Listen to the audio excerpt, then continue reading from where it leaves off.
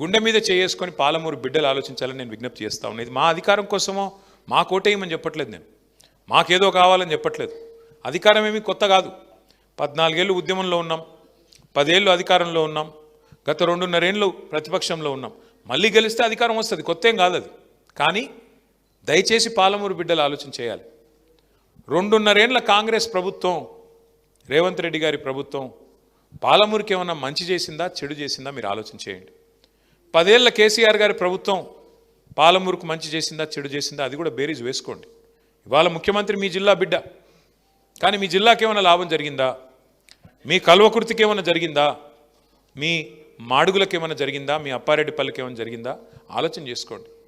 ఎందుకంటే కేసీఆర్ గారు ఆయన ఒక ప్రాంతానికి సంబంధించిన నాయకుడు కాదు, ఒక జిల్లాకు సంబంధించిన నాయకుడు కాదు, ఒక నియోజకవర్గానికి సంబంధించిన నాయకుడు కాదు.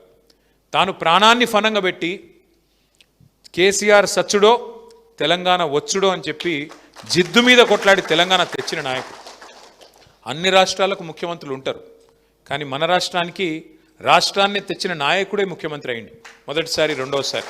అందుకే ఏం జరిగింది? కేసీఆర్ గారు ఒక కల్వకుర్తికి ఇది చేయాలా లేకపోతే ఒక గజ్వేల్కి అది చేయాలని చూడలేదు.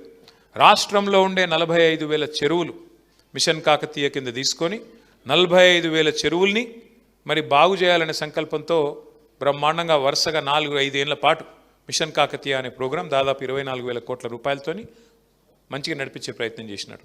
ఎందుకంటే చెరువు బాగుంటే ఊరు బాగుంటుంది, చెరువు బాగుంటే రైతు బాగుంటాడు, రైతు చుట్టూ అలుముకున్న వ్యవస్థ బాగుంటుంది, గ్రామీణ ఆర్థిక వ్యవస్థ బాగుంటే గ్రామం బాగుంటుంది, కుల వృత్తులు బాగుంటే అన్నీ బాగుంటాయి.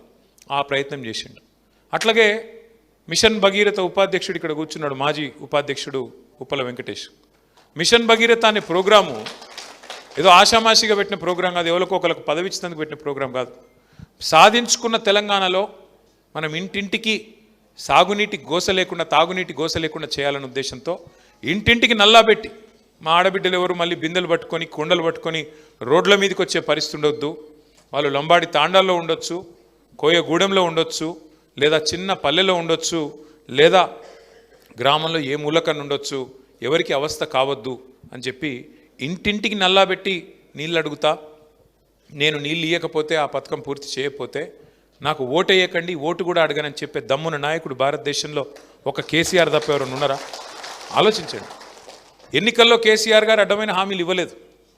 కాంగ్రెస్ వాళ్ళు కదా రాసిచ్చినట్టు బాండ్ పేపర్లు రాసి ఇవ్వలేదు. 420 హామీలు ఇవ్వలేదు. ఒక్కొక్క వర్గాన్ని మోసం చేయడానికి డిక్లరేషన్ల పేరిట డ్రామా చేయలేదు.